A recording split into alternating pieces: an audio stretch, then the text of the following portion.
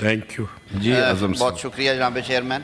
मोहसिन अजीज़ साहब ने अच्छी बात की है कि उन्होंने कहा कि ये एक पूरी कौम के लिए मैं बात कर रहा हूँ और इसमें गवर्नमेंट की अपोजिशन नहीं है। और यकीन मानिए जब पॉलिसीज़ होती हैं, जब कोई गवर्नमेंट के पार्ट पे एक्शंस होते हैं तो उसमें भी ये पूरी तसल्ली के बाद और ये ध्यान रखा जाता है कि इसकी वजह से जो मुतलका सनत है या जो सेगमेंट ऑफ पीपल हैं जो इसकी वजह से किसी हद तक मुतासर हो सकते हैं, उनका पूरा ख्याल रखा जाए और ऐसी पॉलिसीज़ मुतारफ़ करवाई जाएँ जो डूएबल हों, जो मुल्की मुफाद में हों। कैप्टिव पावर, जैसे कि मोहसिन अजीज़ साहब ने ख़ुद बयान किया कि इंडस्ट्री को गैस से बिजली पैदा करने की सहूलत फ़राहम की गई और वो गैस दी गई सब्सिडाइज प्राइस पे। रीज़न्स उसकी, एक तो उस वक्त बिजली की कमी थी, दूसरा बिला तातुल बिजली, क्योंकि जब एक दफ़ा फैक्ट्री बंद हो के दोबारा चलती है तो उसमें कई नुकसान, उसमें कई किस्म के नुकसान का एहतमाल होता था। तो ये कुछ फैक्टर्स है जिनकी वजह से ये पॉलिसी इंट्रोड्यूस करवाई गई और ये काफ़ी साल जो है ये रही है। ये सवाल किया गया कि IMF के साथ इस तरह की बात क्यों की गई है।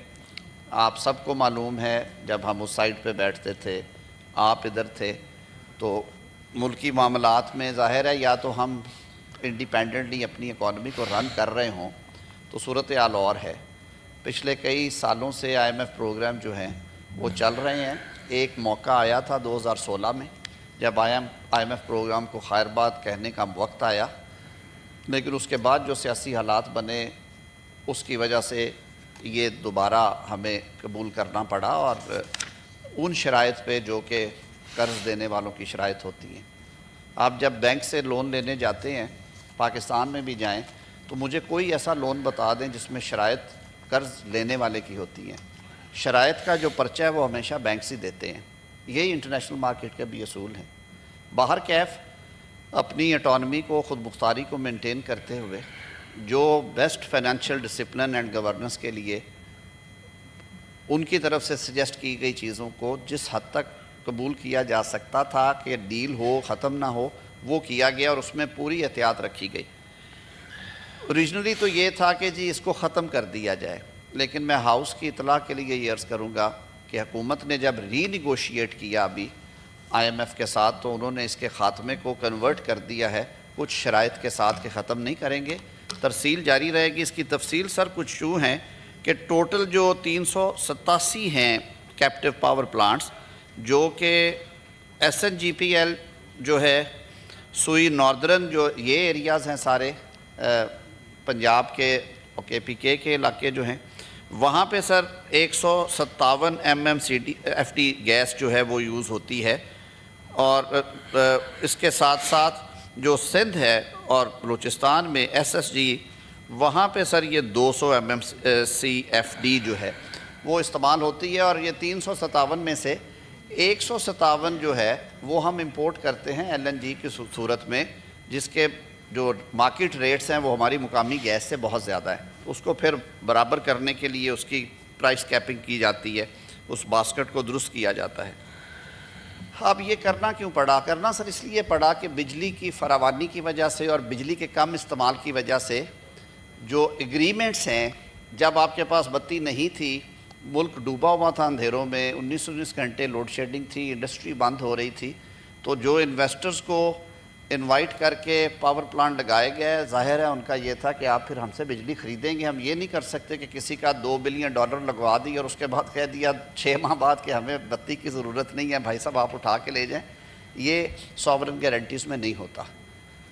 अब with the passage of time कुछ कोविड की वजह से कुछ ग्रोथ नीचे आई, कुछ और फैक्टर्स हुए, इंडस्ट्रियल ग्रोथ आपकी कम हुई, बिजली की सप्लाई ज़्यादा थी, तो उसमें तफावत आने की वजह से जो कैपेसिटी पेमेंट जिसे हम कहते हैं वो उसका बोझ बढ़ा और वो कैपेसिटी पेमेंट जो है वो पड़ी हमारे कंज्यूमर पे, जिसमें छोटे घर में बत्ती जलाने वाले से लेके कमर्शियल, इंडस्ट्रियल सारे सेक्टर्स को उसकी कीमत देना पड़ती है। इसी वजह से हमारी बिजली महंगी है।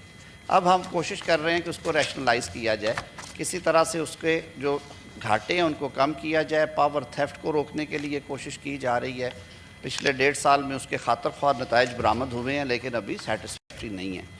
اسی طرح کیپیسٹی پیمنٹس کے چنگل سے نکلنے کے لیے جو پرانے پلانٹس تھے ان کو بائی بیک کرنے کی یا ان سے ری نیگوشیٹ کرنے کی ایفرٹ ہوئی، وہ پچھلے 6 ماہ میں درجنوں پلانٹس ہیں جن کے ساتھ وہ ری نیگوشیٹ ہوا اور اس کو انہوں نے والنٹیرلی چھوڑ دیا۔ ابھی بھی جو نئے لگے ہوئے پلانٹس ہیں کافی سارے، ان کے ابھی دورانیے زیادہ ہیں، ان کے ساتھ مسئلہ۔ اب قصہ یہ کہ وہ بتی استعمال کیسے ہو۔ اب کیپٹیو پاور پلانٹس کے ہوتے ہوئے ایک خیال تھا کہ کیونکہ یہ میجر انڈسٹریل یوز ہے اور 387 پلانٹس ہیں جو کہ بڑی انڈسٹری کو بجلی اپنی پیدا کر کے سپلائی کرتے ہیں، لیکن گیس جو ہے وہ قومی دھارے سے نکلتی ہے۔ تو اس لیے IMF نے کہا کہ آپ اپنی گورننس اور فائنینشیل ڈسپلن کو بہتر کرنے کے لیے ان کی شٹ ڈاؤن کر دیں، گیس کو بند کر دیں۔ ٹیکسٹائل انڈسٹری ہے، کچھ اور انڈسٹریز ہیں، انہوں نے اس پہ دے ریز دیئر ہینڈز اور انہوں نے کہا کہ جی ہم ایکسپورٹ میں بھی حصہ ڈالتے ہیں۔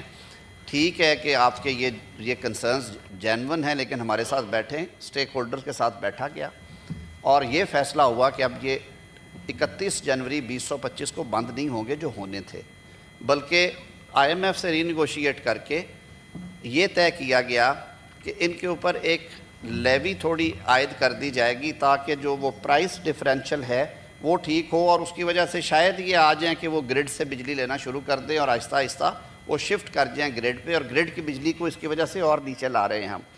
تو اس کو ریشنلائز کرنے کے لیے پرائس کو جو گیس کی آتی تھی، اس میں امپورٹڈ گیس بھی یا لوکل بھی ہے، 18 مہینے کے اندر 5% سے لے کے 20% تک کا اضافہ کیا جائے گا اس لیوی کا، تاکہ وہ ریشنلائز ہو جائے، اس کی کوئی شکل نکل آئے۔ تو یہ صورتحال ہے، نہ یہ شٹ ڈاؤن ہے، نہ یہ امیجیٹ شٹ ڈاؤن ہے، نہ یہ امیجیٹ امپوزیشن آف لیوی ہے۔